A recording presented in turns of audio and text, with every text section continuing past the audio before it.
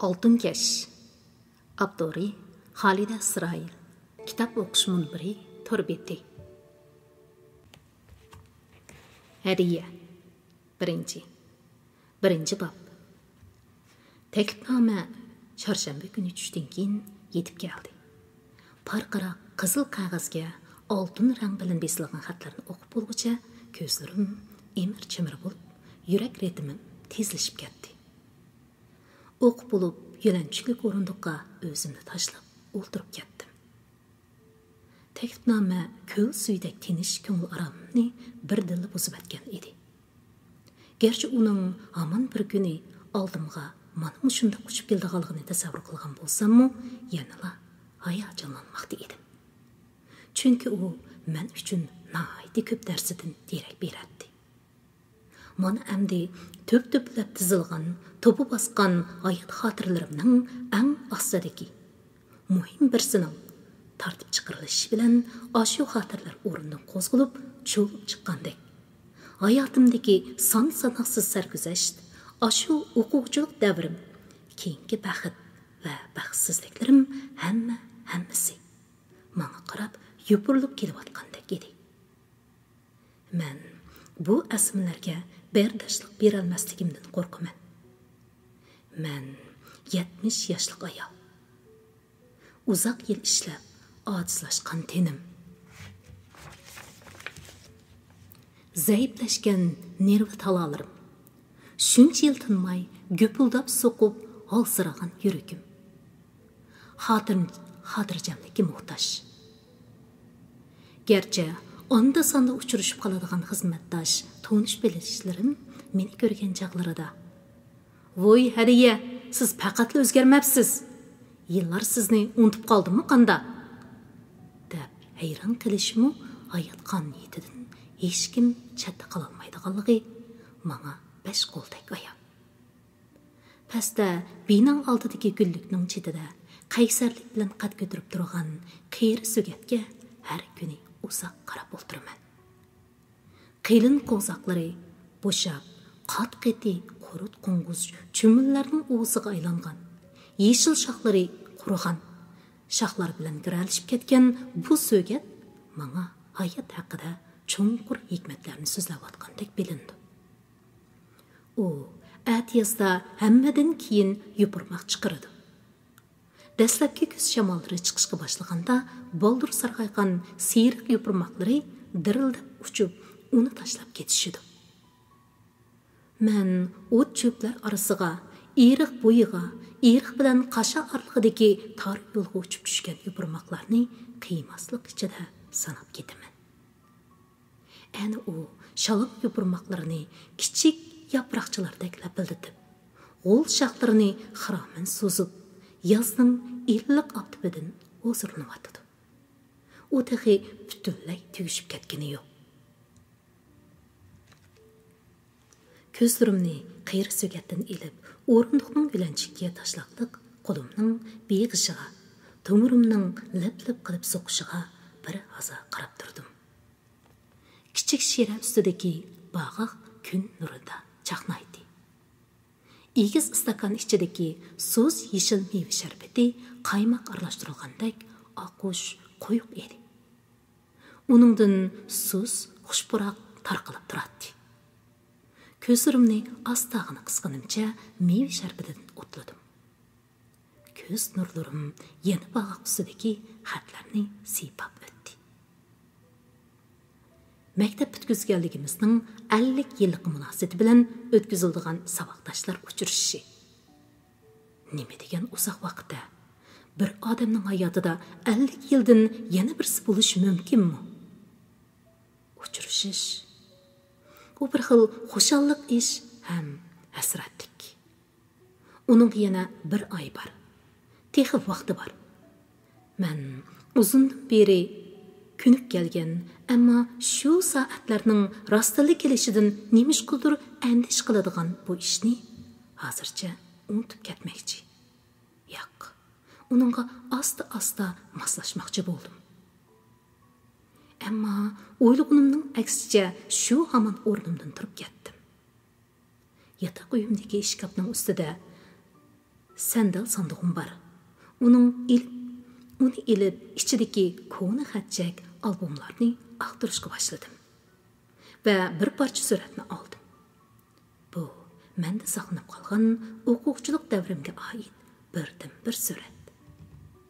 Suratda chiroydan gudaklik va sotiliq chiqib turgan 3 yosh, 2 yigit, bir qiz yonma-yon turardi. U qiz men edim. Arkamızda qarı görüngeni Qızıl bina.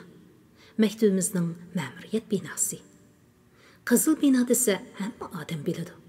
Uchrashadiganlar Qızıl binoning oldida, yenida yoki orqasida uchrashadi. Har xil xotira suratga tushadiganlar uning oldida tushadi. U shu maktabda o'qiganlarning hayotida emas, ko'ngildimi ana shunday muhim o'rin tutadi. Shu chaqda ikki o'g'il saboqlashim. Sen degan qiz bola, seni asramasak bo'lamdi, deb meni o'tiraga ilib olgan. Bizni suratga tortib qo'ygan yuqori yillik sinfdagi o'quvchisi Shavkatmi? To'g'ri deydi, siz o'tirdi turing, degan. Uning tarafimda turgani Asim uzun tura. O chaqlarda u nimancha urug' bo'lg'aydi. Xuddi non yemagandeklar. Amaliyotda u maktabimizning tamaqi bak yaxshi edi. U urug' bo'lgani bilan ovozi yangroq. Gap so'zning jini bor bola edi. Kulmay turib bir gaplarni qilib anglaganlarni yumiltib o'tadi. Ana u shunday astoydil qiyofatda ikki qo'lni orqasiga tutib turadi. Ko'zidan oq ko'ngilligi bilinib turadi. Sol tarafimdagisi hayya. Uni nima deb ta'riflasam bo'lar? Asim go'yo tiniq suvga o'xshasa, u xuddi lavildab turgan bir parcha o't. U xuddi Pushkinning o'tiri bo'y, sumbatliq, Pushkindek hissiyotliq, Pushkindek she'rga va go'zallikka oshiq. Ammo yana bir qarasa, bayning tinim topmas sabiy bola.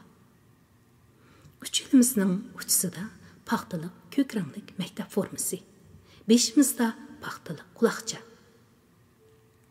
Bu bir xillikni bo'ynimdagi ushaq gullik hol rang sharpa buzib turibdi. Elimi esimda. Ular bu sharpani kimdir biriga chaplab meni teriktirdi. Uni bo'ynimdan ilib qochadi. Atrofimdagilarning gaplariga chidamay, uni o'z qo'lim bilan sinf darisidan orqaga tashlab atgan. Dars soat to'shqanda orqaga yugurib chiqib, hech yerdan topolmay yig'lab ketgan. Nahayt yiroq bir yerda bir eshik chekilayotganda qiladi. Bu mening ishigimmi? Elektrlik eshik qo'ng'irog'i buzilib qolgandan buyon eshik chekilishga toza ko'nalmay yuratdim. Bolalarim uni o'ngishtirib beramiz deydi. Doim esdan chiqib qo'yishadi. Aldirmay qo'pib eshik tubiga bordim. Kichkina aynak kuzatgichdan o'tir yoshlik bir xansu kishining qismaq ko'z ko'rindi. Udal uy kirib buzilgan cho'lg'alni yasab berdigan usta edi. U birdamdala uyimning eshik qo'ng'irog'i bilan bino eshigining qo'ng'irog'ini yasab bo'lib, men bergan pulni ilib, hechayganicha beshini chayqab, qayta-qayta chiqib ketdi. Xansu ustaning yengil qadam tevishi yo'qolmay turibla koridorni bolalarning qiyiqas cho'qonlari, taraq turuqlari bir oldi. Qaraganda yuqori qavatdagilarning bolalari maktabdan qaytganda qiladi. Gudaklik chiqib turadigan churuk ovozlarga burda xat tartishga boshlagan o'smirlarning texi qilibga tushmagan g'ong-g'ong ovozi aralashib ketgan edi. Ularning qo'g'lishib yugurishlaridan bino titrayotgandek bilinadi. Sal cho'chigan holda bu tivishqa quloq selitib, ixtiyorsiz kulimsiradim. Men ba'zida mushundaq bolalarni, mushundaq varang-churungni sehnib qilatdim. Jimjitlikdan bolalarimning ishik chekishini saqlab o'tirishdan oxir chiqmas xiyollardan buruqtirma bo'lib qilatdim. Bolalar yugurishib yuqori qavatlarga chiqib ketishdi. Ota-onalarining qayg'in ovozi, eshiklarning taraqlab yopilishi bilan jimjitlik asliga keldi. jimjitlikqa chelishib o'ltirib, tasvirlegisiz bir harg'inlikning vujudimga taravatganligini his qildim. Mana endi bu harg'inliklar, bu og'riqlar meni bo'zaq qilishga boshlagan edi. Buningga amal bormi? Oshxonaga kirib, kichik chaynakka to'ldirib suv oldim. Volildab turadigan jumakdan etilib tushayotgan suv, chinidek pokiz o'choq ustida lavildab yeniyotgan zangaranglik o't yalqini, eng yengitibdiki buz tortqu, har xil zamonaviy oshxona saymini, volildab turgan oq ranglik shkaflar, qimmat bog'liq chini qachalar, pokiz tur pardalar kishining ko'nglini ochadi. Bu erim Masudning asari edi. U o'zi loyihilab yasatgan oshxonadan faxrlanadi. Oshxonada o'ltirib, ushshaq ishlar bilan mashg'ul bo'lishni yaxshi ko'radi. Men ba'zida uni teriktirish uchun bu oshxonangizga esil, lekin yosh vaqtlarimizdagi yozliq oshxonamizga yetmaydi, deydim. Yosh chog'larimizda parcha kesak va shox-shumbalardan yasab olgan oshxonamizda tarlab, pishib, tamoq etayotgan vaqtlarimda u o'choqqa o'tin solg'ash. Qarab tur hadiya. Bir kunlarda men sana mehmonxonadek rohat oshxona silib berman, deydi. Ammo u chaqlarda xiyolimda esil oshxona emas, Mas'udning muhabbati bor edi. Ashu eski Ka'ba mening nazarimda dunyodagi eng go'zal joy edi. Mas'ud oxiri va'dasini amalga oshirgan bo'lsa, biz eng muhim narsadan, yoshligimizdan ayrilgan edik. Kichik aynak chaynakimning suzgichiga bir chimdim xushburoq chayni tashlab, puruqshitib qaynayotgan suvni ustiga qo'ygan vaqtimda uningdan taralgan mazali puroqni havas bilan puridim. Uningdan ximiyalik to'ri purug'i emas, gul giyohning, tabiatning purug'i keladi. Hozir bunday puroqni oson topqili bo'lmaydi.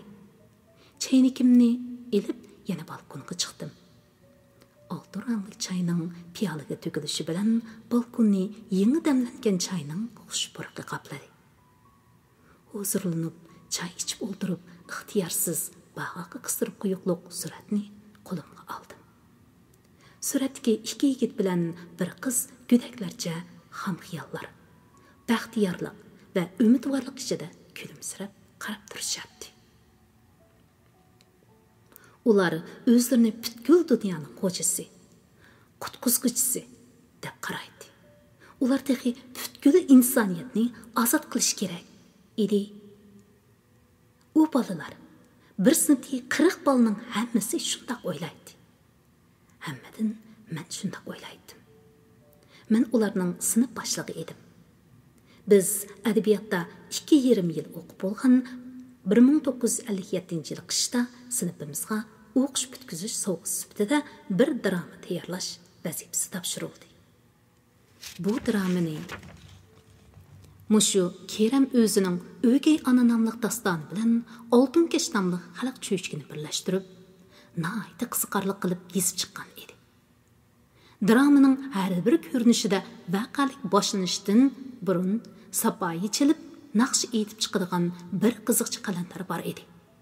U Padimamning ko'nglagi 70 yerda yamoqi deb qo'shiq aytib, O'gay onadan non tilaydi. Uni masxara qilib tomoshabinlarni kuldiradi.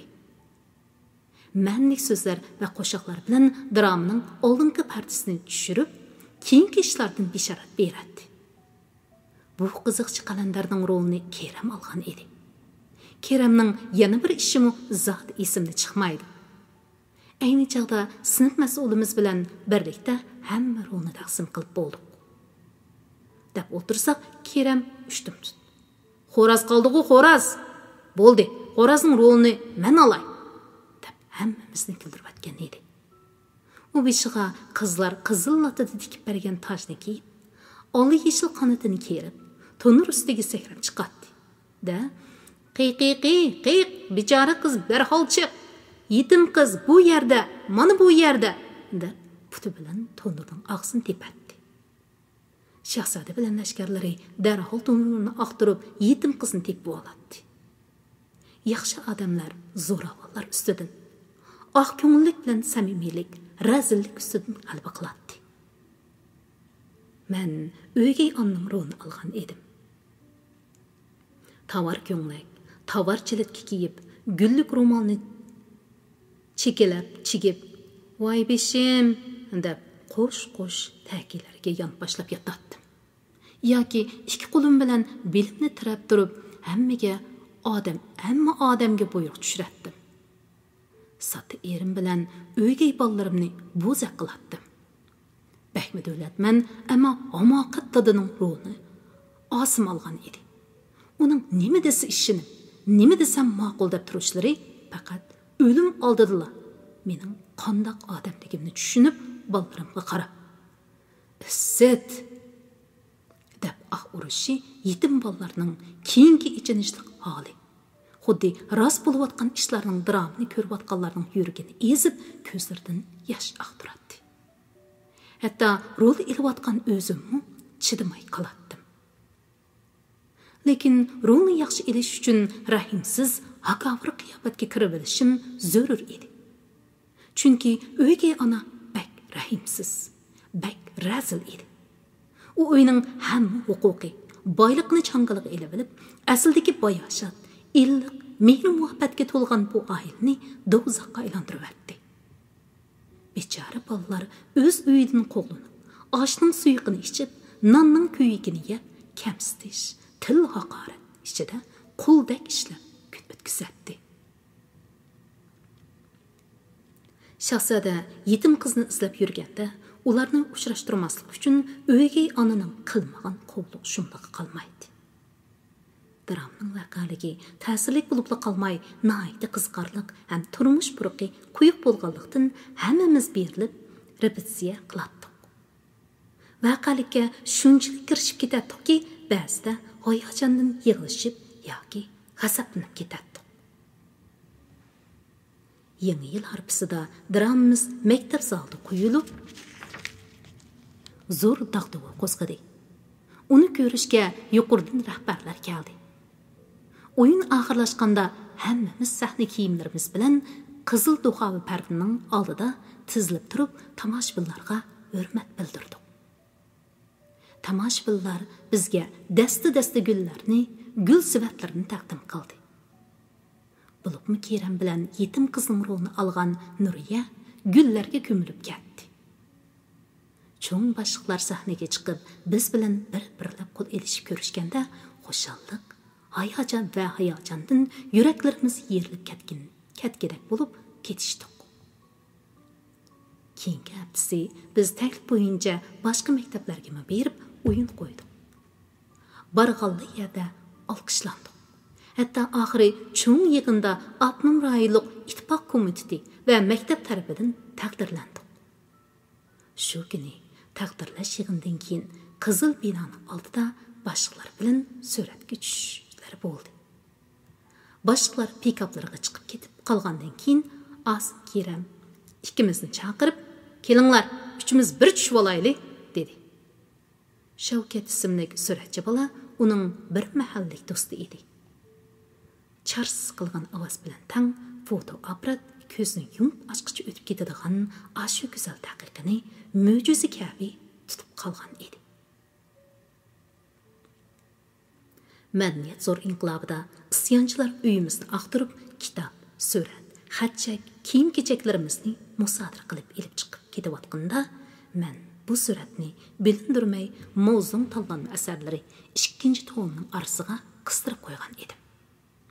Ana shundan tortib, unutulg'isiz yoshlik chaqlarimizning, pok do'stligimizning hayotimizga ta'sir ko'rsatgan ko'plagan ishning xotirasi bo'lgan bu surat bugunga qadar menga hamroh bo'lib kelmoqda.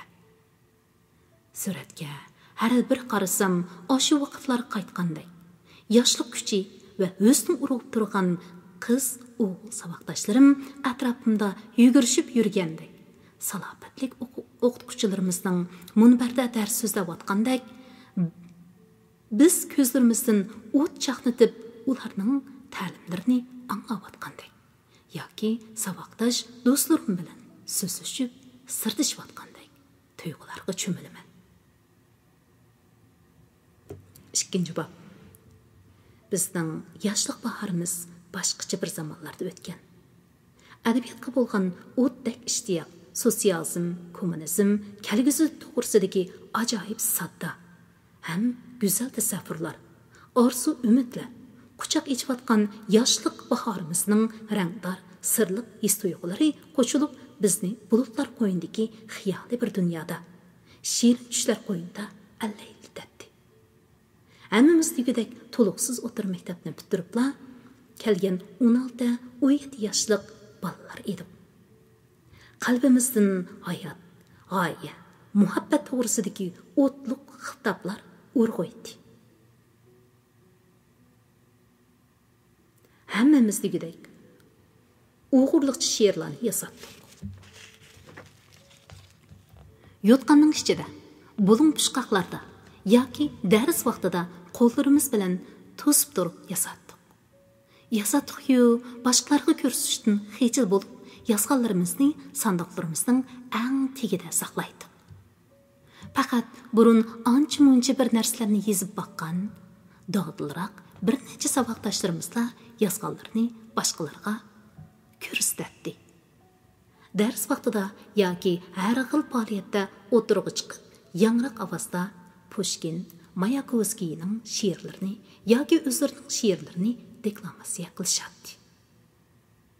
Adabiy jurnal, gazet adabiyot batlarining tahrir bo'limlariga she'rlarini elib berib, u yerlarda uchratgan Burkut apandi, Nuri apandi, Mashal apandiga o'xshash dangliq shoir muharrirlarning gapini qilib ichimizga o't yoqadi. Bo'libmi, men janublik saboqdoshlarimga hayron qolatdim. Ko'ni do'ppa, oddiy kiyimlar bilan kelgan tortinchoq, jimg'ur bolalar maktabga kelib biror yil bo'la bo'lmayla o'z karomatlarini ko'rsib, matbuotlarda she'r e'lon qilishga boshlaydi. Bizning Toshkentda o'qib kelgan adabiyot o'qituvchimiz buni kichigidan madrasada yodlagan klassik she'rlarning ta'siridan deb qaraydi. Va Kerem, Kamal, G'opurjon qatorliq bir natsini cho'ng ko'rib, erkilatgandek Kerem apandi, Kamal apandi deydi. Yozuvchilar jamiyatidan kelib, yiziqchilik dars o'tadigan yana bir o'qituvchimiz Keremni she'r uchun yaralgan yigit deydi. Ikkinchi o'qish yilida Kerem bilan Kamal tangli uzib chiqib, maktab bo'yicha ko'zga ko'rinishga boshladi. G'opurjon, Asim, Ubul xayrlarmi ularga agishib degidek mang'atdi. Bularning ichida Keremning she'rlari buloq suyidek yengil, jo'shqinligi, o'xshish simvollarning o'zgacha ijodiyligi bilan farqlanib turadi. Kamal bo'lsa, nihoyat fasohatlik til bilan to'laroq adab, axloq, g'oya to'g'risida, yangi jamiyatning afzalligi to'g'risida yozadi. Bu xil she'rlar ayni davrda o'qirmanlar orasidami, tahrir bo'limlaridami qarshi ilinadi. G'opurjon, Ubul xayrlar amgak, muhabbat, kooperatsiyalishish qatorliq temalarda yozadi. Bularning bozorliq tema hisoblanadi. Asim bir necha she'r e'lon qilgandan keyin dostonga tutish qilgan edi. Qiz yigitlarning muhabbati tema qilingan bu doston uning aldirashligi tufayli aylab uzilib qoladi. Gapning rostini aytganda, keyingi vaqtlar kelganda uning boshqarish talanti, she'riy talantini besib tushgan bo'lib, u maktab ittifoq bosh yachaychisining mas'ullaridan biri bo'lib qolgan edi. Men bo'lsam yozuvchi, shoir bo'lishni emas, bir adabiyot o'qituvchisi bo'lishni orzu qilardim. To'liqsiz o'tir maktabni bitirib, bir mavsum o'qituvchi qilib baqqanligim uchunmikin yoki adabiyot o'qituvchilarimizning bilimi, metodi ham fasliti menda kuchli ta'sir qo'zg'aganligi uchunmikin yuragimning chunqur qetida Sovet Ittifoqining yezdagi ayol o'qituvchi filmidagi Varvaraga o'xshash munavvar o'qituvchi bo'lib, yosh avlodlarga barliqimni atash arzusi bixlangan edi. mendeki bu güzel arzuning yana bir hubiyatning sababchisi bor edi. Xiyolim ixtiyorimdan sirt holda vaqt tunnelining ko'z yetkisiz cho'nqurliqlariga sho'ng'ishqa boshlaganda go'yo ko'z oldimdagi quyuq tumanni haydamoqchi bo'lgandek o'ng qo'limni yenikka silkidim. Ruslanib o'ltirib chaynakdan choy qo'yib ichdim. O'rnimdan turib atigan qilishni o'ylagan qandaqdir muhim ishlarni qilmoqchi bo'ldim. Ammo nima qilmoqchi ekanligimni esimga ololmay mehmonxona uyimning o'ttirisiga gangiragan holda xeyli uzoq turib qoldim. Mana bu yaqinqi yillardan buyon meni azoblab kelayotgan untuqoqlik. U go'yo arvoqdek pat paydo bo'lib, meni qiyin ahvolga tushirib qo'ydi. Bu kunlarda men texim untuqoq bo'lib ketishdan qo'rqaman. Xuddi meni umidsizlikdan qutuldirmoqchi bo'lgandek, koridordan bir kishining asta, ig'ir qadam tevish keldi. U mening erim Mas'ud. Odat u birinchi qavatga chiqdila, men uni oyoq tevishdan to'nib olaman. U meni oyoq tevishimdan to'naydi. Uning eshikdan kiribla ayniga qarab etadiganligini, oyog'i nada, chapini nada qo'ydiganligini, qo'ygan narsaning o'rnidan yutkilib ketishni yoqtirmaydiganligini bilaman. U kiribla eshik tarafdan divonga o'zini tashlab o'ltirdi. Men uningga bir stakan sovuq choy yoki meva sharbati akilib beraman. Chiroyidan bir nima degisi borligini sezsam, og'ziga qarab o'ltiraman. Yoki qo'rsqining osh to'qligini so'rayman. U uzunroq yo'q bo'lib ketgan chaqlarda ko'pincha bir narsa yemaydi. U oyda bir qitim yurtdoshlari bilan, 2 oyda bir qitim saboqdoshlari bilan o'tkazilgan yig'ilishga boradi. Soat 5lar atrofida ikkimiz televizor oldida o'ltirib xabar ko'ramiz. Xabar oyoqlashganda choy damlab yengil qizolamiz. Mas'ud tamoq singdirish yoki shaxmat o'ynash uchun yana eshik oldiga chiqib ketadi. Men qoch-quchilarimni yig'ishtirib bo'lib, balkondagi yotma o'rindiqning tavrinishi ichida bir pas aram olaman. Yoki ko'zoynagimni taqab, karvatimga baldurda chiqib olib, yig'ilib qolgan gazet jurnal, yangi chiqqan kitoblarni o'qiyman. Kech tomoqdan keyin men Mas'udga bag'aq topshirib olganligimni va saboqdoshlar yig'ilishi to'g'risidagi ishlarni so'zlab berdim. U qiziqish ichida angladi. Bu xabar Mas'udning o'tmish aslamalarini qo'zg'atdi.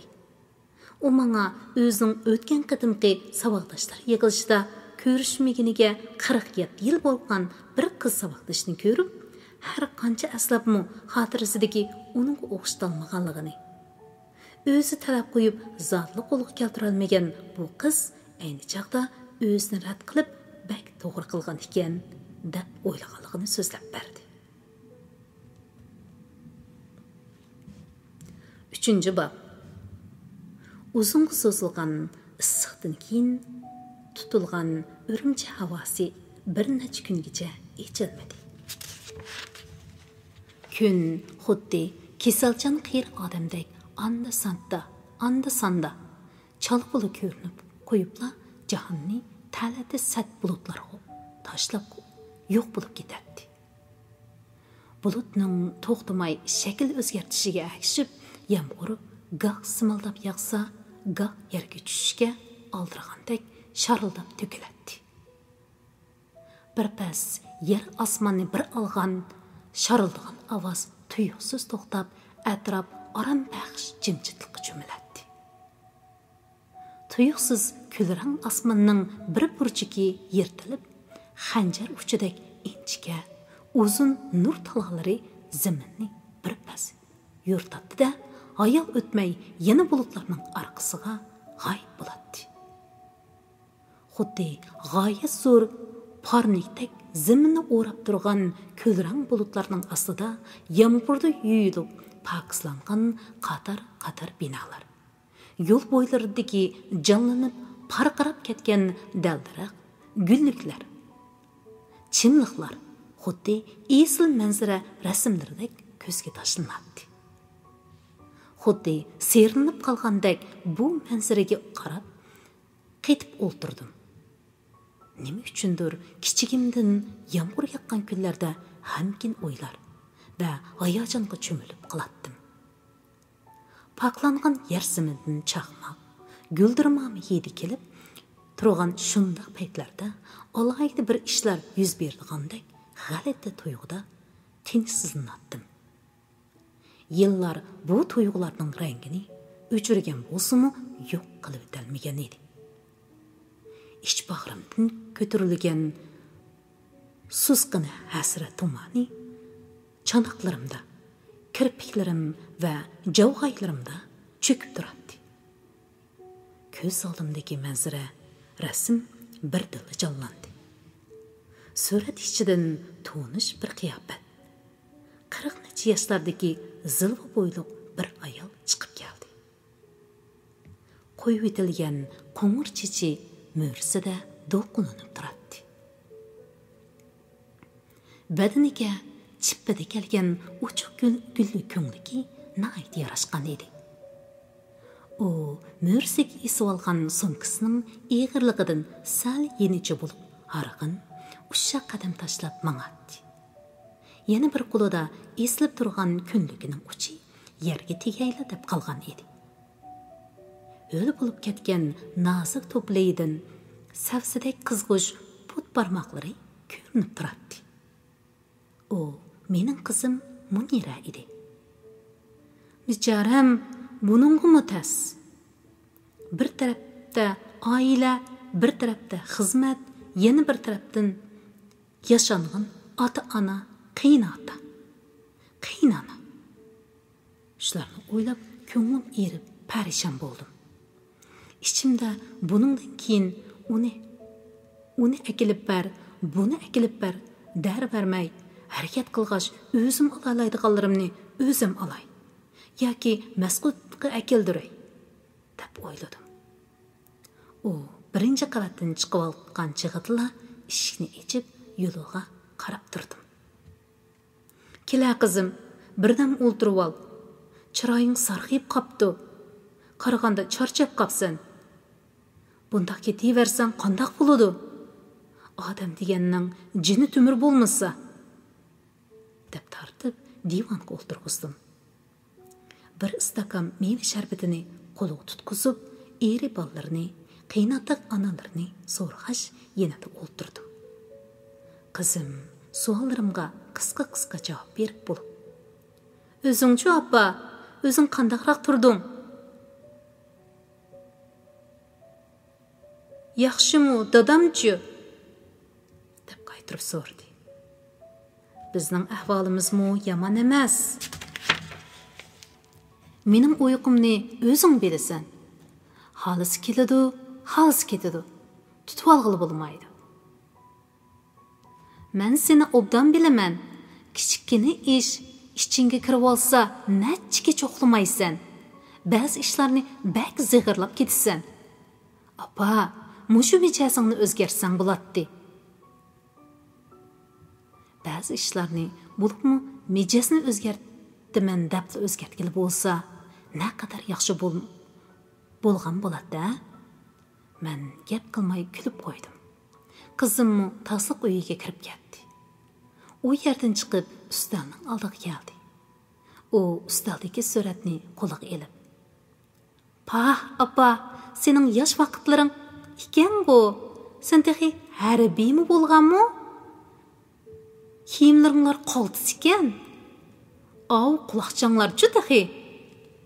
Lekin sen pek umaq ekansan. Hillary Clintonning yosh vaqtlariga o'xshaydi ekansan. Bu yigitlarchi? Qaraganda ular seni qo'g'lashayotganlar bo'lsa kerak-a?" dedi. "Ya qizim, ular mening saboqdoshlarim, ham yaqin do'stlarim. Bu surat oliy maktabda o'qiyotgan chaqlarning xotirasi. Bu ayni yillardagi Xinjiang institutining oldi." "Hi, sizlar u chaqda qiziqqansizlar appa. Hozirchi o'g'illarni do'stim desang, boshqalar masxara qiladi. Yurgan yigitimizni o'g'il do'stim desak bo'ladi. O'g'il do'sti jiq qizlarni boshqalar yomon qizlar deb qarashidi dehi. Meningcha, yana sizlarning davringlar yaxshi ekan. Odamlarning ko'ngli nima degan hisob?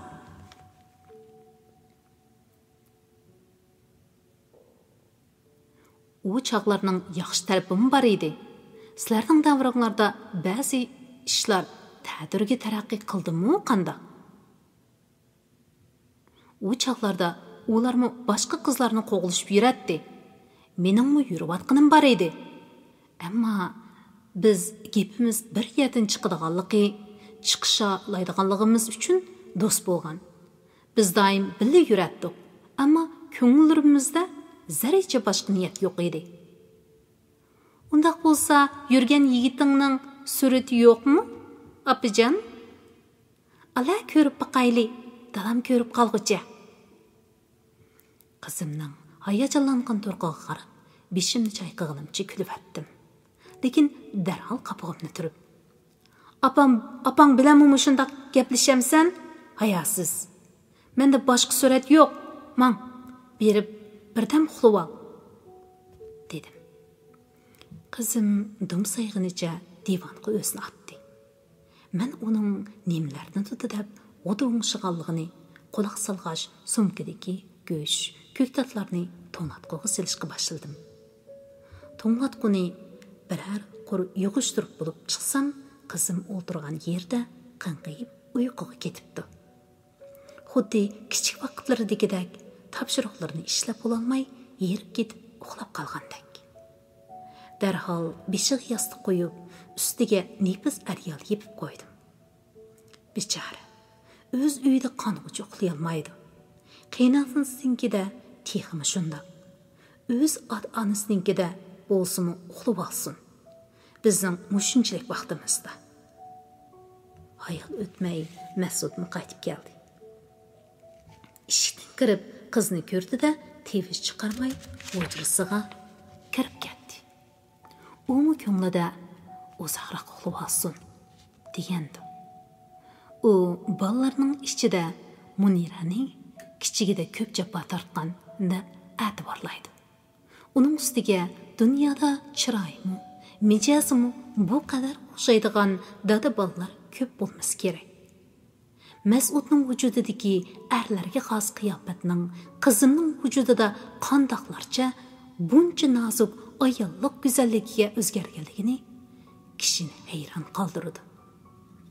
Mas'ud qizidan xuddi o'zining bebaho asridan zo'qlangandek zo'qlandi va uni himoya qilishga har qachon tayyor turdi. Dada bola do'stlardek paranglashib ketsa, gapi tugamaydi. Kechki tomoqdan keyin dada bilan qiz yana odatdagidek parangga tushdi. Qara, dada, bolalarga darsni xanzucha o'tish menga bak og'ir kelyapti. Xanzucha so'zlasam, bolalar tushunmagan. O'z tilimizda so'zlasam, boshqalar yo'l qo'ymayotgan. Darsni xanzucha o'talmasanglar, o'rinni bekorlanglar deyapti. Men u bir nima qilarman. Yeshi cho'ngroq, tajribalik bir necha o'qituvchi bor dedigina, ular shularga bak tas bo'ldi.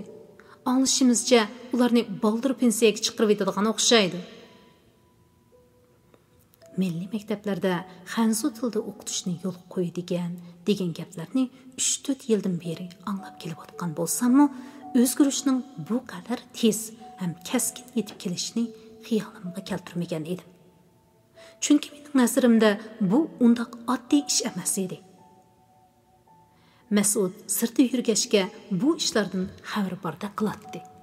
Shunga aldirab bir narsa demedi. Qizim o'tir maktabning matematika o'qituvchisi edi. Dadasining ta'siridan u kichigidan boshlab matematika qiziqadi.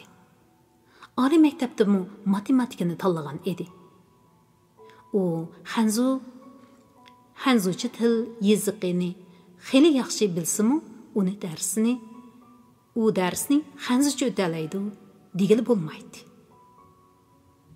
Üçümüz, ikki mo'ysbet, bir yosh, 3 o'qituvchi bir-birimizga qarab jim o'tirishib ketdik.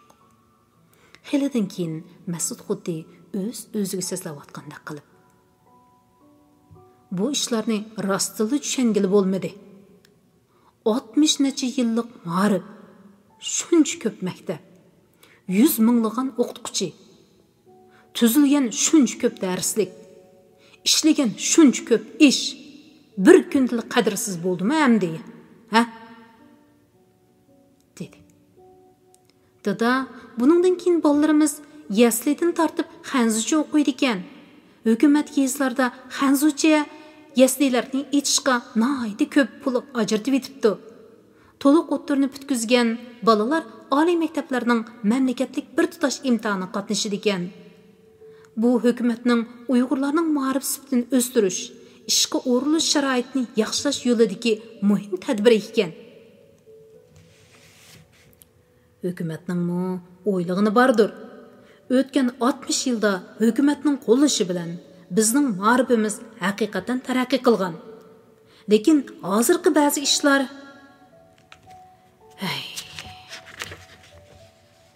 o'z tili, madaniyati asosida bo'lmagan ma'rifni qandoqmi ma'rif degili bo'lsin? Bolalar o'z tilida o'qiyversa, hukumat xanzu tili o'qitishni kuchaytirishga ozroq pul ajratsa, hal bo'lib ketadigan ishlar edi bu. Tabiiy fan darslarini o'z tilida anglabmi, aran tushunadigan bolalar xanzucha o'ssa tushunarlarmi? dedi Mas'ud yana.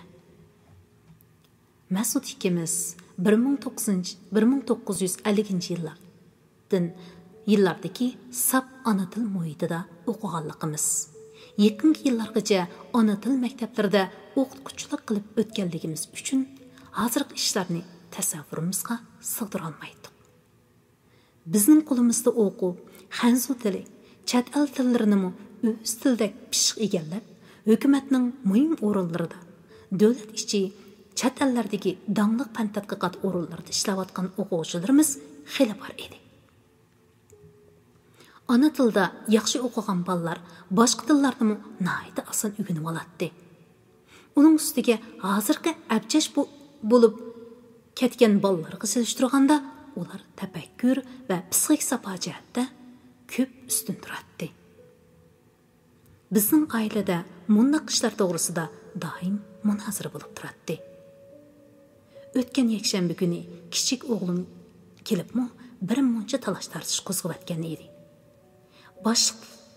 Boshliqning bir ig'iz gapiga chidamay xizmatidan istifa bergan bu o'g'lim hozir boshqalar bilan sheriklashib tijorat qilib o'tadi. Odatdagi vaqtlarda taksi haydab kirakashlikmi qiladi. Arada bir mezgil so'zi vayron bo'lib xizmat o'rniga qaytib bormoqchi bo'lgan edi. Lekin har qitim masala pulga taqashganda Mas'ud unimay turib oladi. Bu hargizmi uning pulga chidamaganligidan emas, layoqatlik o'qish bitkizgan o'g'lini mushundoq bir yo'l bilan xizmatga o'rlashtirishga ko'ngli ko'tarmaganligidan edi. Men ba'zida uningga o'g'limizning bilim qobiliyati mushundoq zaif bo'lib ketarmi? Bizmi zamonga beqibroq ish qilsak bo'lmasmi? deydim.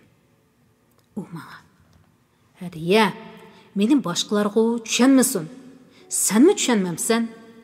Biz qandoq aqida bilan yashagan? O'quvchilarimizga nima deb tarbiya bergan?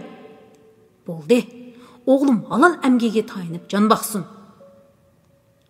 Qolganiga men bor. Men pul xajlab uni beqishga rozimanki, nafsoniyatchilarning oldiga bormayman", deydi. Uning bu ishini bildiganlar uni g'alati odam deydi. Bugungi kunda biz halol aqidamizda chin turganligimiz uchun g'alati odam hisoblanadigan bo'lib qolgan edik.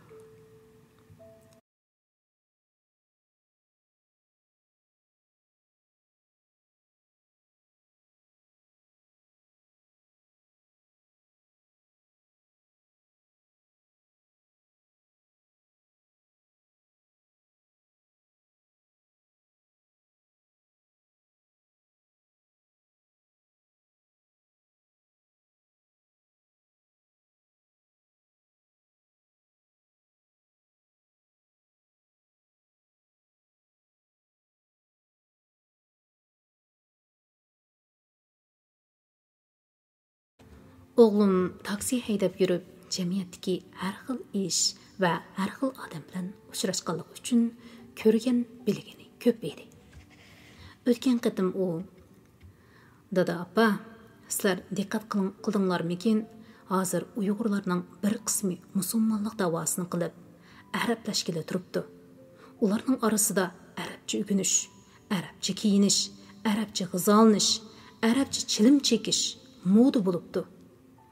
Yana bir qismi ko'z oldidagi manfaatni ko'zlab, yana boshqa tillarda so'zlab, boshqacha kiyinib, boshqacha yeb ichib, o'ziga o'xshamaydigan bo'lib ketibdi. Biz Uyg'ur deb, Uyg'urning g'amini yeydiganlar qolmag'liq turibdi, dedi.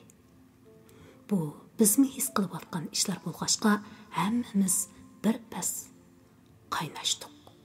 Qaynashning oxiri Muniraga, uning tuluqsizga chiqqan bo'lsa-mu, o'z tilida so'zlashni bilmaydigan qiziga, uning yurish-turishiga markazlashdi. Munira buningdan keyin qiziga uyda Uyg'urcha o'qish, yezish, so'zlashni o'rgatmoqchi bo'lganligini bildirdi. Ammo Mas'ud beshini chayqab, "Foydasi yo'q. Uyda o'rgangan oz to'la narsani maktabga berib unutib ketadi. Uning atidan kashkicha o'qiydigan kitobi, o'nglaydigan darsi, yozdigan xati, tang tushlari bilan qiladigan parangi, uyda yarim kechagacha ishlaydigan topshirig'i boshqa tilda tursa, qizing yana ortiqcha besimga bardosh beralamdi?" dedi. Men ichimda shundaqligini e'tirof qilsam-mu, indamadim.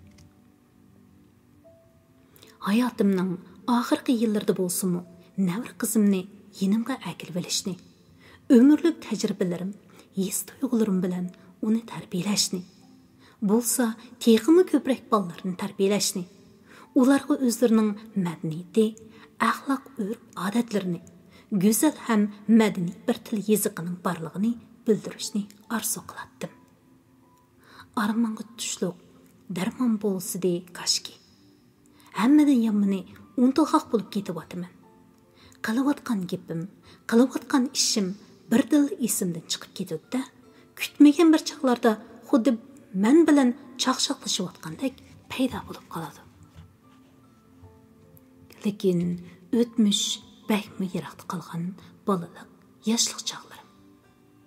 Adabiyotga, o'qituvchilikka bo'lgan ishtiyoqim, darslikdagi hikoyalarni, she'rlarni tahlil qilayotganimda jo'p-jo'p ko'zlarini yo'g'on ichib, sehrlangandek o'ltirib anglaydigan o'quvchi bolalarim. Har vaqt shunchalik aniq esimda. Odam qiyirganda ko'z oldidagi ishlarni unutib ketadi. Yosh vaqtlardagi ishlarni bo'lsa, aniq esda saqlay oladi. Deyishadi cho'nglar.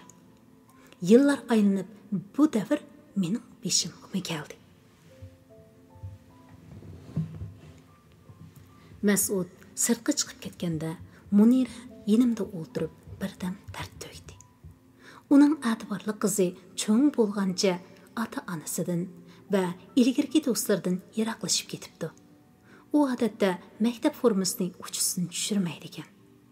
Uyg'urcha kiyimlarni, Uyg'urcha tamoqlarni yaratmaydi ekan. Apis ilib bergan chiroyli kiyimlarni qo'lga ilibmi baxmabdi. Men yastib bergan yaxit ko'zlik halqinimi bundaq ma'tu narsalarni taqsam saboqdoshlarim masxara qiladi deb biror qitimni taqib baxmabdi. O'tganda janubdan dalasining tuqqanlari kelganda ular bilan ko'rishni xohlamay, hatto uyiga kirganimni unutmay, do'stining uyiga yetib yuribdi. Uyg'urcha o'rgatay desa, topshiriqimjiq, imtihonim bor, uni o'rganganning nima foydasi? deb turib oladi ekan. Appa, qandoqmi qilarman? Lala mening gapimni anglamasli bo'lib ketdi. Men uni boshqara olmas bo'lib qoldim. Sen bolalarni oson gapga kirgizayotding-ku. Mana bir yordam qilsang bo'ladi, appa. deb Munira o'ksib yig'lab ketdi. Men qizim uchun sinab baxmoqchi bo'ldim. Bolalar tangtushlarining ta'siriga oson uchraydi. Yoziq ta'tilmi kelib qoldi. Laladek ballardan bir nechini tepib, haftada 3 qatim dars o'tsam, qandaq bo'la? deb o'yladim. Dars yolg'iz til yeziq bilan cheklanib qolmasligi kerak. Ashu ballar bilishga tegishlik nihoyat ko'p narsa bor. Ular mahrum qolgan ashu narsalarni bilgandilar, o'zining kimligini biladi. O'zining til va yeziqini o'rganishga havas qiladi. O'rgansa-mu esidan chiqarmaydi. Ularning ko'milib qolgan aql ko'zi, tafakkur yo'li yangi boshdan ichiladi. Ular sho'q, tetik balliqini asli holdan tepib oladi. Ammo bu undaq oson ish emas. Men bu vazifaning o'tisidan chiqa olmadim. Umrvoyat o'qituvchilik qilib, yeshim 70 dan oshganda mundaq bir to'p alohida o'quvchiga duch kelishimni o'ylab baxmagan edim. Chatoq yeri ular amdi turkumlab ko'paydi. Hatto hamma yerni qoplaydi. Ularni tarbiyalab bo'lish mumkinmi? Munira qaytib ketdi. Oshxonni besiqtirib bo'lib, sirqirab og'irayotgan ballarimni siylig'inimcha balkonga chiqdim. Kulrang bulutlar tex tarqamagan edi. Havodan yomg'ir hidi kelib turadi. Yomg'ir kechicha yana xili yig'ib baqirgandek qiladi. 4. bob. Yerim kechada esadab yig'lab uyg'onib ketdim. Yostiqlarim, chashlarim o'l bo'lib ketibdi.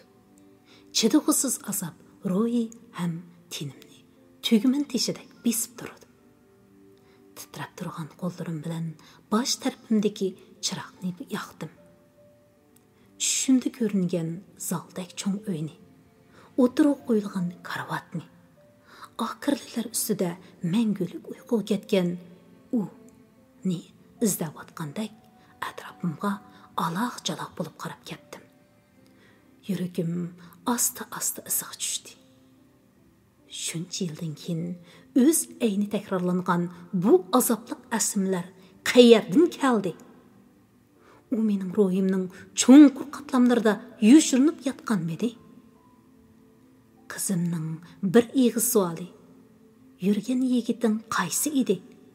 deb qiziqish so'rashlari qo'zg'an ta'sirmi bu? Amniyatda u savolni nihoyat tezla unutib ketgan edim. Undaq savollar meni amdi hayajonlantira olmas bo'lib qolgandigu. Xuddi pichirlab qilgan duolarimiz ijobat bo'lgandek. Tasadduqiy aytilgan biror ig'iz so'z olamning qayerdadir, bir yerda, yiroq bir yulduzda, shirin tushlar ichida chimirlab turgan ruhlarning g'uva aslamalarida aks sada qo'zg'aganmidi? Bolalik vaqtlarimizdan tartib menga cho'nqur ta'sir ko'rsatgan u. Yiroq tuqqanlarimizning O'g'iz ismli o'g'li bo'lib, mendan 2-3 yosh cho'ng edi. Kichigimizda ota-onamiz o'yin-chaqchaq qilishib, bizni bir-birimizga chetib qo'ygan ekan. Cho'ng bo'lgancha bu ish rasmiy tilga ilindigan. O'g'izning ota-onasi kelinimiz deb mening istak so'riqimni qiladigan bo'lib qilishgan edi. O'g'iz boshlang'ich maktabni bitkizgandan keyin Toshkentda rus gimnaziyasida o'qidi. Har ta'tilda qaytib kelganda ota-onasi bilan birlikda bizning uyga mehmon bo'lib keladi. Cho'nglar o'zlarining parangga tushib ketganda O'g'iz enim bilan meni mahalladagi boshqa bolalarni yig'ib, rus maktablaridagi o'qituvchilarni do'rab bizga dars o'tadi. Yoki bizga har xil o'yin o'rgatadi. Ana shuning uchun enim ikkimiz ta'tilning tezroq kelishini va uzunroq bo'lishini tilaydik. O'g'iz gimnaziyani bitkizib qaytib kelgandan keyin Urumchiga o'qishga ketdi. Orqadan menmi o'qishga keldim. Men institutning 1-yilligini bitkizganda u maktab bitkizib, u maktabida o'qituvchilikka belgilandi. Shu qatimki ta'tildan boshlab u menga boshqacha muomala qiladigan, uşaq sovg'atlarni taqdim qiladigan bo'lib qolgan edi. Bu ish tufayli mahallamizdagi ilgari meni ko'zga ilib ketmaydigan yigitlar menga diqqat qilishga boshladi. Qizlarmi menga havas qiladigan bo'lib qolishdi. Chunki o'g'iz egiz bo'y, so'z qo'ng'irchash, yeşilga mayil ko'zlari odamni aymandiradigan qamlashgan yigit edi. Hammadan muhimi u meni nazarimda nihoyat bilimlik, ko'p ishning tegiga yetalaydigan, cho'ng odamlardek adab qoidalik, o'zini tutishni biladigan alohida bir inson edi. Kichigimizdan olgan tarbiya tufayli Urumchida biz ko'p ko'rishmaydik. Uning ustiga men uningdan qattiq ayminatdim. U meni izlab kelsa-mu, sirtda bir necha eg'iz paranglashibla yotqinga qechib kirib ketatdim.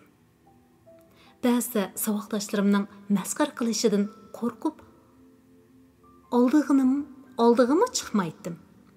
Ammo pushaymon qilganimdan kechicha ko'zimga uyqu qolmaydi.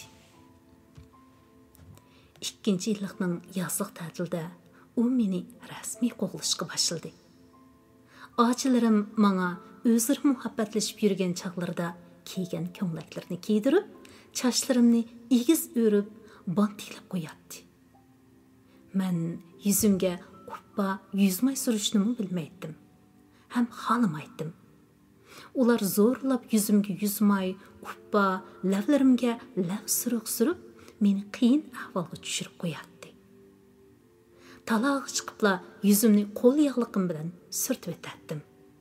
Lavlarimni tishlab, qizil bo'yoqni chiqarib etaman deb texini qizartib o'tatdim. O'g'iz kunda tushdan keyin meni izlab kelatdi. Ikkimiz Nahiya bozorni bir aylanib o'tib, kitobxonaga kiratdik. Ishkoplarga tizilgan Sovet ittifoqida nashr qilingan qattiq muqobilik kitoblarni ilib varaqlab boqatdik. Ba'zilarini bir necha bat o'qiydik. O'g'iz kitob sotquchi qizlardan qandoq yangi kitoblarning chiqqanligini so'raydi. Toshkent kitoblarida kitoblarning naqadar jiqligini so'zlab ularni og'zi qartib qo'yatdi. Ba'zi kunlari daryo bo'yini aylanatdi yoki biror salqin joyda paranglashib o'tiratdi. Qarang'i tushdan burunla u meni uyimga akilib qo'yatdi.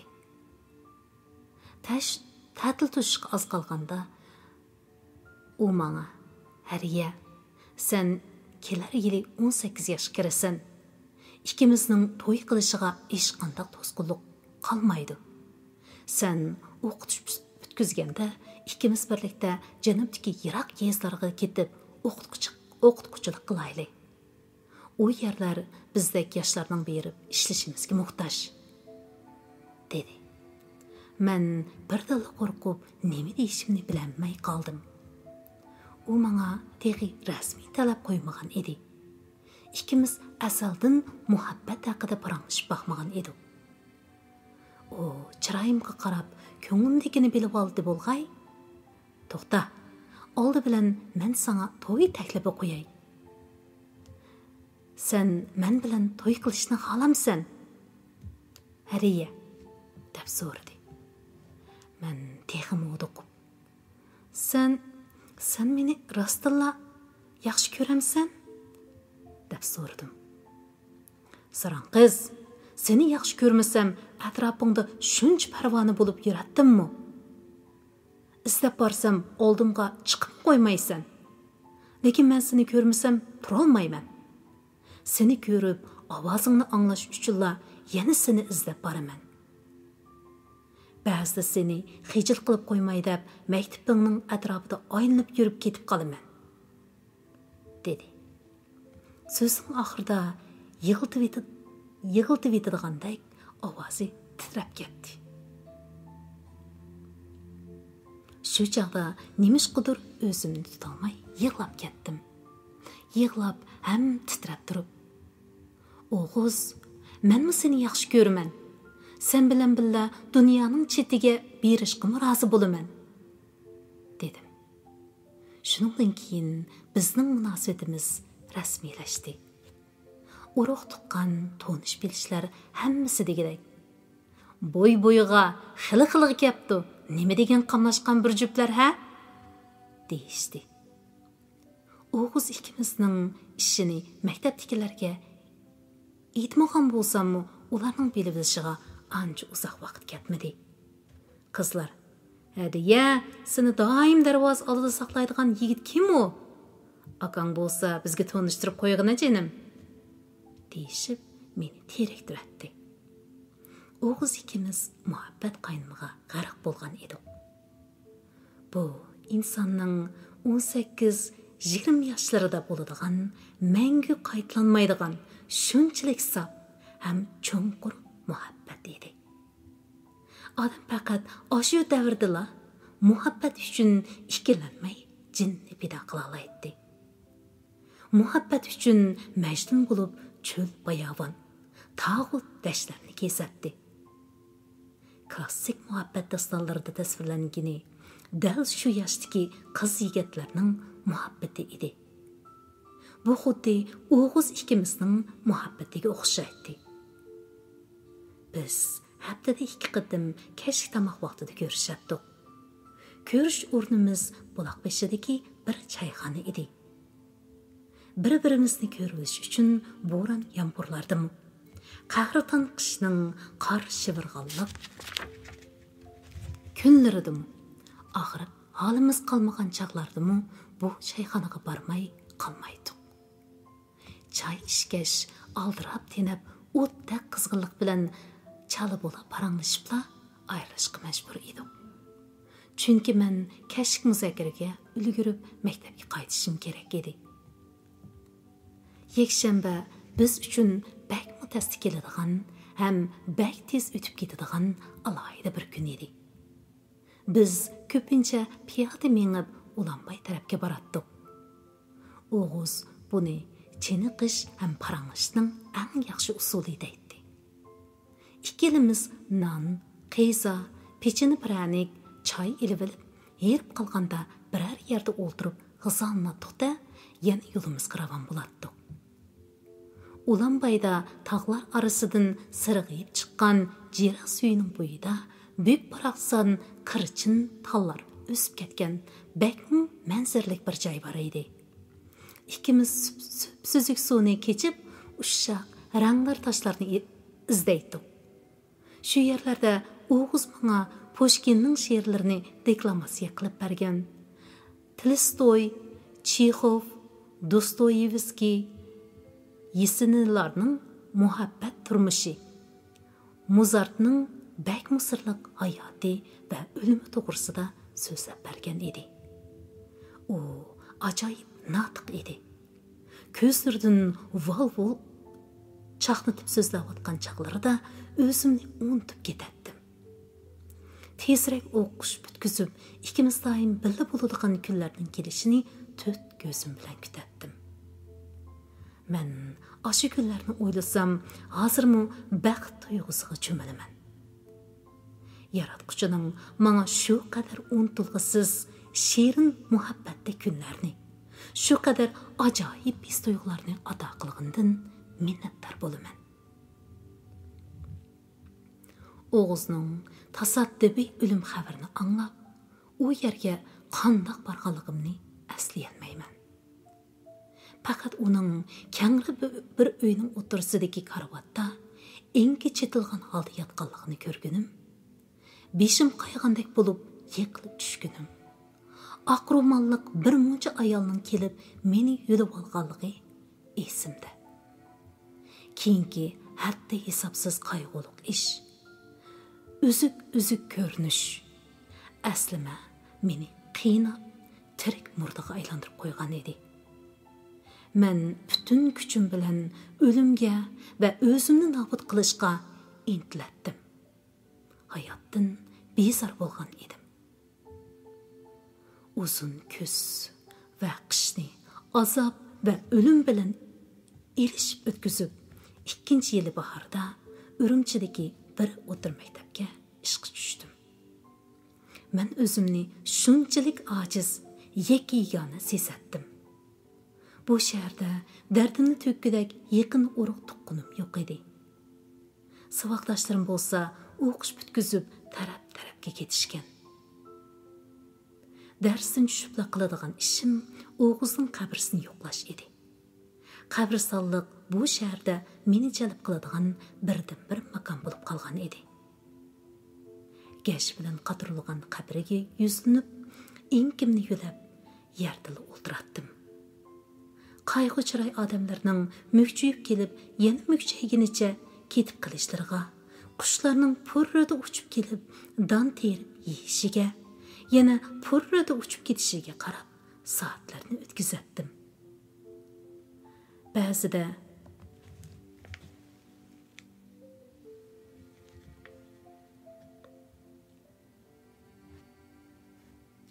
Ba'zida bo'g'ilib turib, O'g'iz, men bu yerda, sening yiningda deb pichirlaydim.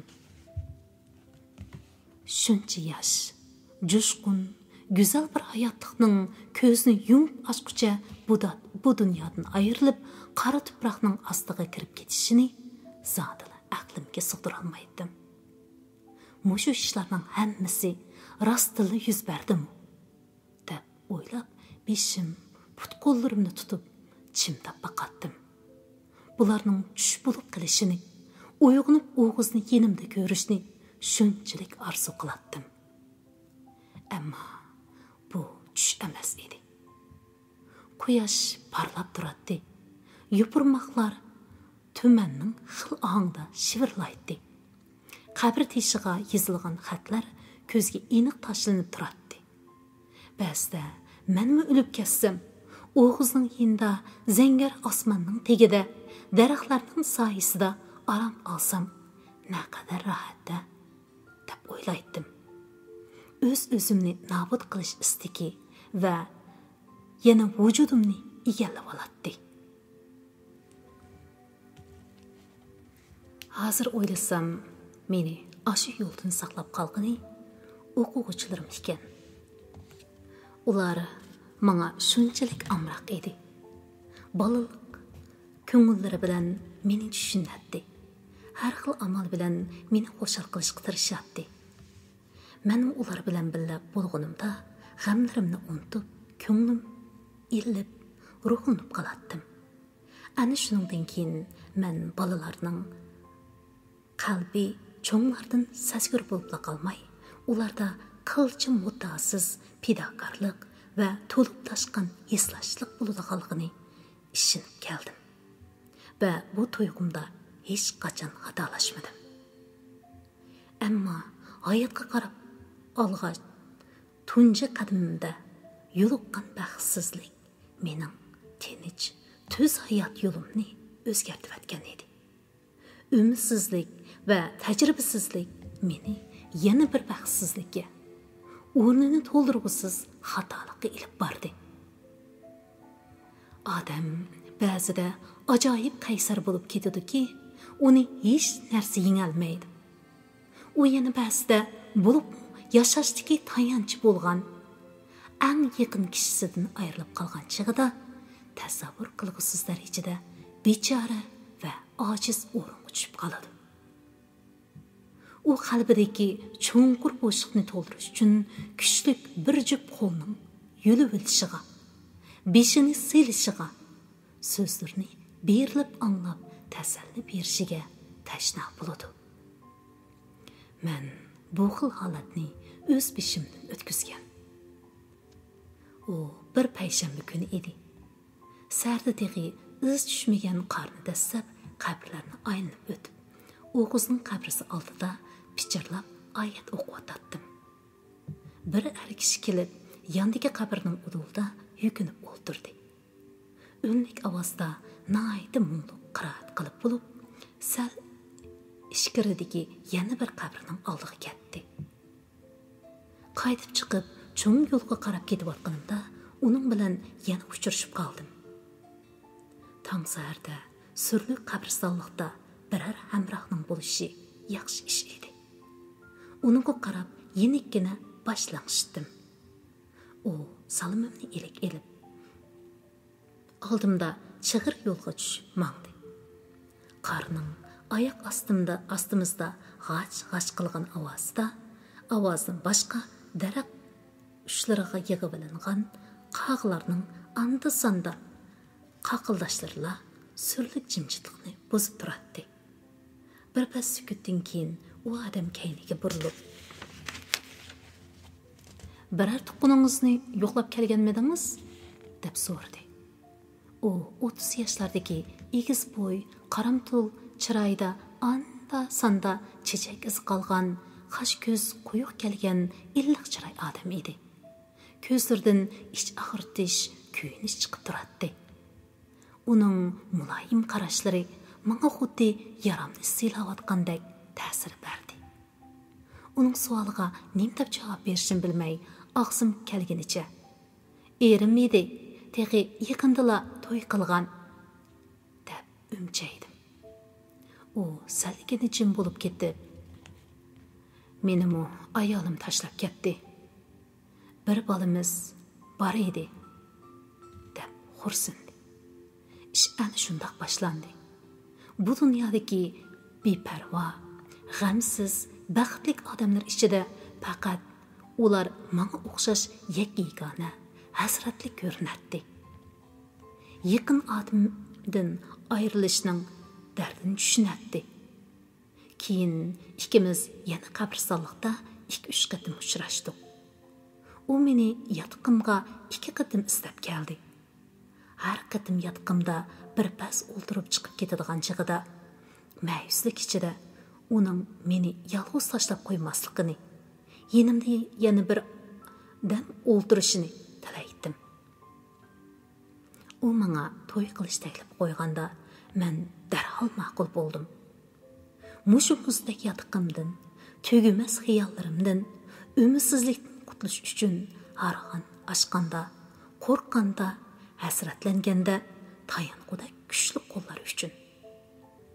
To'y axshimi u sirtqi kiyimlarini silib etib, menga qarab kelayotganida menga shunchalik yo'chun ham xunuk ko'rinib ketdiki, beshimdan bir qapoq suv quyilgandek andikib ketdim. Uning pokiz qirilgan yuzi chiroq yo'rig'ida parqiraydi. Chiroydagi shahvat kulkisidan ko'zlari yumilib, yo'g'on siyriq tishlari butun ko'rinib qolgan edi. Yaqin kelganda tiniqidan urilgan aroq puruqi bilan samsoq puroqlari birdilla ko'nglimni ilashtiribdi. Bu mening nazarimdagi kuyimchan, muloyim odam emas edi. İç-içidan shalloqlik chiqib turadigan boshqa birisi edi.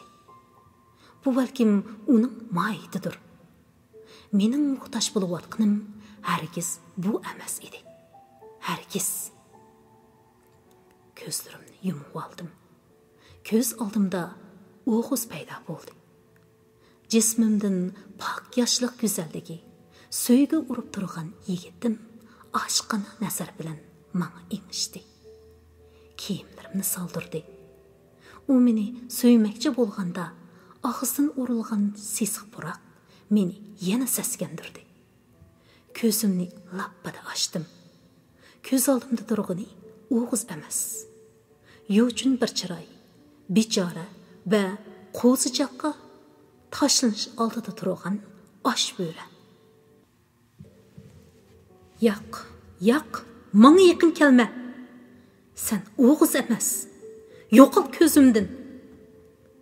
Jinimning baricha tipirlab yulqundim. Uning yuz ko'zlarini mo'rladim.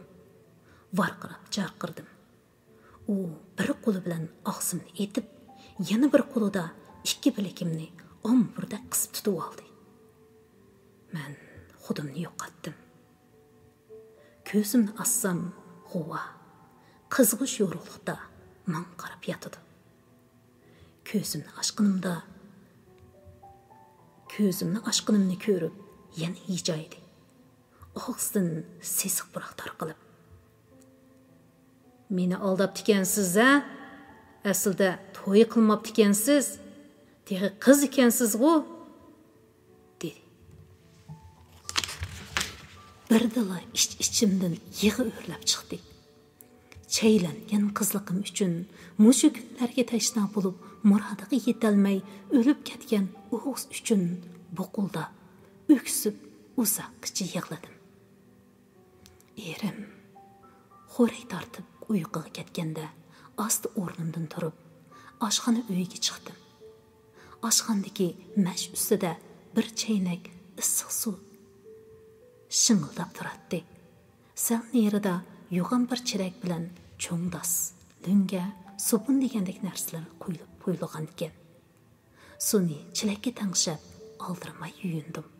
Yuyunib bo'lib, putumning uchida dassab, mehmonxona uyidagi chamdandan o'zimning kiyimlarini elib kiydim. Oyog'imni kiyib, sirtning eshigini asta ochdimda chiqib ketdim. Shu chiqib ketgancha bu uyga qayta oyoq bosmadim. U meni kunda necha vaqt izlab bordi. Yo'llarda oldimni to'sib baqdi. Maktab mas'ullariga arz qilibmi baqdi. Bizning ishimiz hammaning og'ziga pur bo'lib ketdi. Ko't-ko't xotullar har xil gap tepib baqdi. Parvo qilmadim. Bu shaharda turg'im kelmaydi. O'g'iz ikkimiz orzu qilgan yiroq yerlarda u meni kutib turgandek bir yoqlarga bosh ilib ketgim kelatdi. Bir mezgil yana qabristonlikqa berib yig'lab o'ltirib oladigan bo'lib qoldim. Kiyim kechaklarga e'tibor bermay rahimsiz yuratdim. Bu xil ro'y holatim bara-bara xizmatdoshlarim va o'qituvchilarimning diqqatini tortdi. O'zimmi o'z holimdan ansiraydigan bo'lib qolgan edim. Dal shunday kunlarning birida Asim meni yo'qlab kelgan edi. Mushu shahardagi cho'ng bir adabiy jurnal tahriratiga bo'lingan Asim mening tushib qolgan holimga qarab ichindi. Hariya, sen maktabdagi chog'larimizda hammamizdan jo'shqin, umidvor bir qiz eding. Hech qanday umidsizlik seni bo'ysundira olmaydi. Shunga biror ish qilish kelsak, ikkilansak, gangirsak, seni izlaydi. Sen yeni misli bo'lsang, bizim xuddi sana o'xshash g'ayratlik, umidvor bo'lib ketadi. Qani shu hadiya? Qani shu bizga jasorat beg'ishlay oladigan Nuzugumni, Mariya Kiyoriyni, Zoyani o'zga ulgi qilgan hadiya. Da so'zlab ketdi. Biz bekor 3 yil do'st bo'lib yaqin o'tmagan. U bekor ittifoq yaş-yaşayga shujisi bo'lmagan. Uning so'zlarini anglab, jimmada o'ltirib qoldim. Ko'z yoshlarim to'xtadi. To'g'ri, mendil shunda qariya edim. Yiroq tog'liq yeziga berib, o'qituvchi bo'lishni, Makarenko, Soxumlinskiydak dangliq ma'rifchilardan bo'lishni o'ylaydim. U O'g'izning o'lib ketganini bilardi. Ammo oldirab-saldirab to'y qilganligimni anglamagan ekan. U mening so'zlab berganlarimni anglab, meni ayblab ketmadi. Aksicha, men seni tushunaman. Sen tez kunlarni boshdan kechirding. Lekin yaxshi ko'rmagan odamdan vaqtida ayrilib, bak yaxshi qilsan, dedi.